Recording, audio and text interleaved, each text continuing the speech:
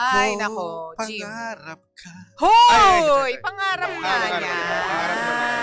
Pangarap niya, kaso medyo expensive yung kanyang Oo, pangarap. ibang klase, kawawa naman tong si ano sino yung pangalan niya? Si Randy. Si Randy. Pero umahanga tayo sa Oo. pagmamahal niya at Nakaka- dedication and commitment niya. Yes, nakakatuwa. I'm proud of you, Wow! brother. Gusto mo? Proud of you. Proud of Ito you. mo na, mga pangga, live na tayo sa Energy FM 1067. Yes. Pasensya na, medyo buong-buo yung boses ko ngayon dahil buong-buo rin yung nasa loob ng ilong ko. Totoo. Talaga naman, Ah. medyo may sipon na po si Jim ngayon. Pero bago may bigay ang sige. iyong reaction, Gumaganon ako. partner, mag-update lang tayo. Ayun nga pala. Crowd estimate po tayo ng Translation 2026. Nasa- Yung Poong Nazareno po natin, nasa 210,000 na Uy, po. dami Sabi na. po yan ng Manila Public Information Office. At sa mga oras na ito, kung hindi ako nagkakamali, Aha. nasa Ayala Bridge pa rin sila. Wait lang ha, Sige. mag-update lang muna tayo, partner, para Mhm. naman medyo may silbi tayo sa mga Oo. pangga natin. Kailangan niya kasi Friday ngayon para sa Oo. mga deboto natin. Oo, nasa Taft Avenue na sa lungsod Ay, ng lapit na. Maynila. Ayan, Lapit Taft na, Avenue na po ang area ng ating Poong Nazareno.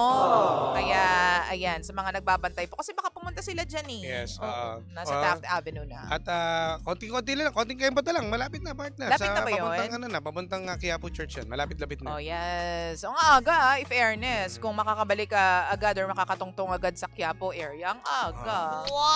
Anyway, Sige. balik tayo Balik tayo dito. sa lihim ng Ang liham. aking reaction dito, partner, ay ako ay Natatawa! Natatawa. Bakit ka naman natatawa kay Randy? Hindi, kasi nga, ang ano ito para sa mga kalalakihan, Oh, makinig kayo sa akin. ano? Hindi porket ang lalaki, ito para rin to sa inyo provider tayo. Oo. Diba? Provider naman talaga. Pero napakasolido mong provider na halos lahat ang kinin mo na.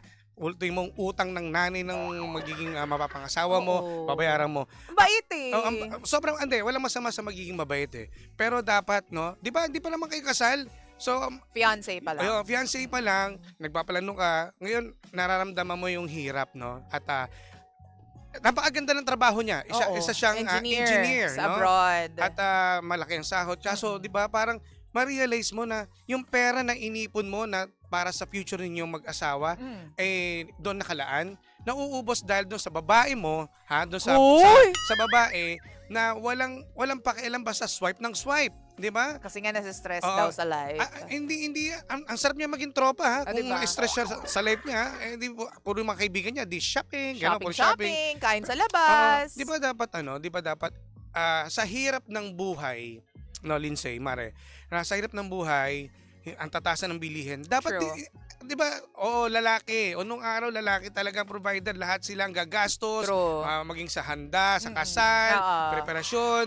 Pero, di ba, imagine, sa hirap ng buhay, dapat ang babae, naiisip nyo rin na mag-ipon din kayo, magtutulungan kayo. Totoo Di ba, naman. magtutulungan kayo, hindi lang yung iiwanan mo sa kanya lahat ng gusto mong bilhin at siya magbabayad. 'Di ba? Alam mo isang pribilehiyo kung yung asawa mong lalaki patitigilan ka magtrabaho para siya ang mag-provider, siya yung mag-angat sa pamilya financially. Pero it won't hurt din naman sa part nating women if tayo po ay kahit papaano magsa-sideline, mag-ipon. Tama. Kasi alam mo, ang katotohanan ng buhay, mas magaling talaga mag-handle ng pera ang mga kayo, babae. aminado naman ako dyan. Kasi kami yung Aminado ako naglalagay niyan kung saan nagka-categorize kung saan ba yes. mapupunta tong pera na to. Ito, pang-ipon ba namin to? Sa bills. Pero ganun. ngayon kasi ang hirap dahil itong ate mong girl Oo, ni iba Randy, yung mapapangasawa ni Oo. Randy, simulat sa umpisa, may obligasyon na bayaran yung utang ng mga magulang Oo, niya. oo. Tapos dahil mahal na mahal siya ni Randy, Nagbibigay siya na pa- tuloy, siya yung na- nagbabayad. nagbibigay. Tapos imbes na makabawas sa gastusin Oo. itong ate mong girl,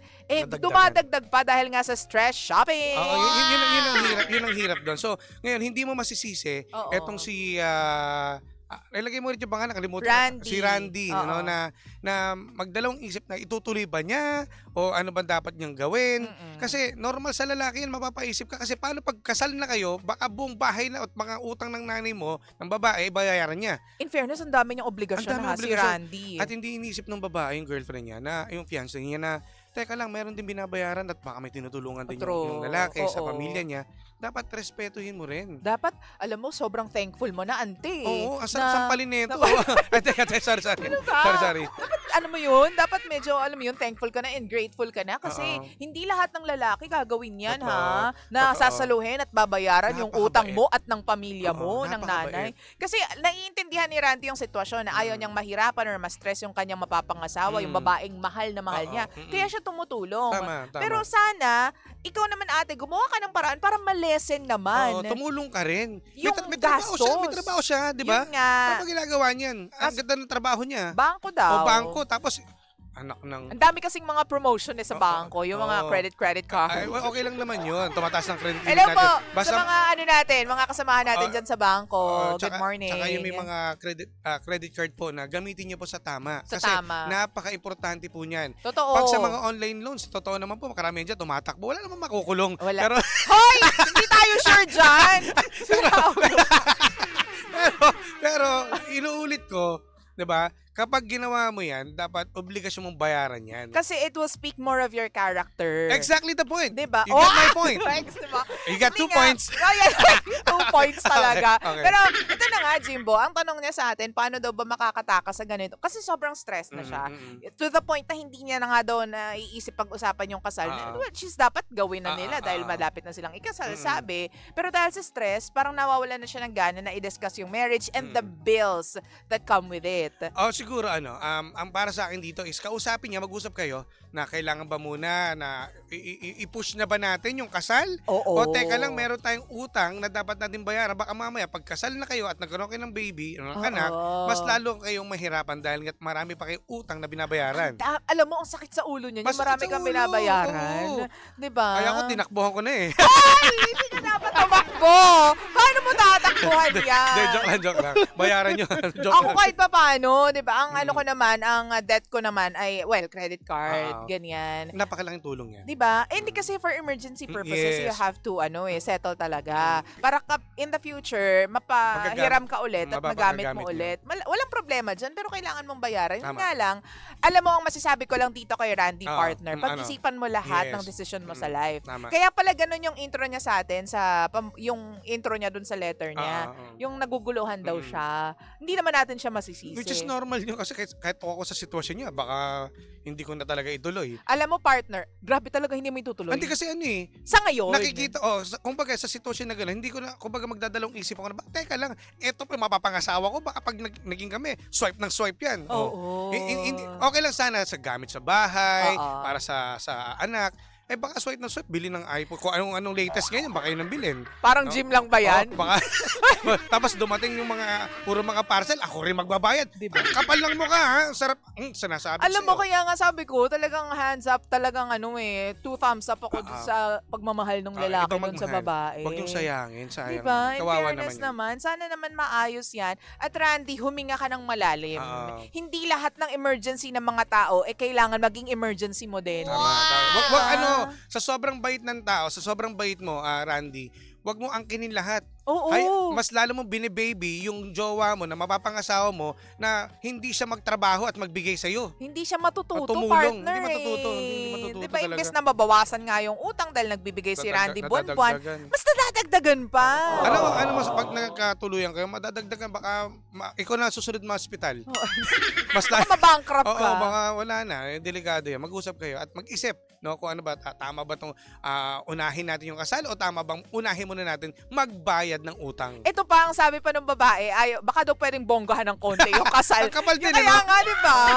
Naloka ako habang binabasa Isa pa ko. yun. Talaga ba? Ang dami nang binabayaran ni Randy sa poder niya at Totoo. poder mo. Dinamay niya na nga yung utang ng nanay mo. Totoo. Tapos ngayon, hihiling ka pa ng medyo bonggang kasal. Ako, naniniwala ako, no, ang kasal ay hindi naman dapat. Nasa sa inyo yan. Depende True. sa status ng buhay ninyo. Totoo. Hindi mo kailangang magpabongga kung alam mo naman yung pagmamahal mo ay 50-50 pa. Kung talagang mahal mo isang tao, kahit sa lugar yan na pwedeng ikasal, gagawin mo yan. Ay, nako. Very well said. Totoo yan. Loko. Hoy! Ay, sorry. Kahit ilang piraso lang yung witness, Oo. kahit Pamilya lang. kahit sa karinderya Both pa sides. kayo kumain, Oo. basta ikakasal ka sa taong mahal mo, Tama. ox na yon. Yes, Walang tama. problema sa amin yun ni Jimbo. Dami ko Alam mo, kilala dyan. diba? Naghiwalay, di ba? ang gara ng mga gara kasal, pa. pero niloko pa rin ng mga lalaki. Ganun talaga. Nagtaksil pa rin ng mga babae. Diba? Wala talaga, hindi Ito ka nga, susukat doon. ito, feeling ko, we are one in saying na, kami dalawa ni Jim, na Yes. wag ka muna magpadalos-dalos sa mga desisyon mo. Correct. Mag-isip ka. Tama, we are the one. We are- Ay, tama, ayun na mag-isip Hindi ka. nga. Balitaan mo kami. Oo, Randy, mag-isip ha? ka. I-pause mo muna yan, yung kasal. yes, Hingang malalim muna kayong dalawa. At siguro kailangan, kasi ito nga partner girl of his dreams daw, itong babae na to. Pero parang nagsisisi na daw siya. Ayun nga eh. Huwag kayo mabulag sa mga ganyang ano. Porket maganda. Oo, maganda, sexy. Kilalanin nyo. Para naman kayong si Jim yan eh. Ay! O bakit maganda si Milky? Lahat magaganda. Oo. Ikaw, lahat ng mga wala naman talagang may itsura ang tao. Lahat magaganda. Nilikha tayo ng Diyos para mahalin. Ay, ang lalim mo dun sa part na Diba? yun ah. Amen. Siyempre, translation ngayon. Di ba? Face of the Grabe. Black Nazarene, maging Yeah. mabay tayo. Maging mabuti tayo. Maging mabuti. Kasi sa totoo lang, wag tayong magpasilaw Yes. sa ganda, sa, alam mo yon, imahe lamang ng mga tao. Ugali at yung puso, yung talagang tunay bang pagmamahal. Totoo, yung character ng tao, yun ang very, very important. At dahil dyan, susunod na po ang Baglitas! Dito lamang yan sa number 1, 6.7 Energy FM. Pag mong sabing radyo, Sabihin mo! Energy! DJ Lindsay at DJ Jimbo. Energy sa umaga.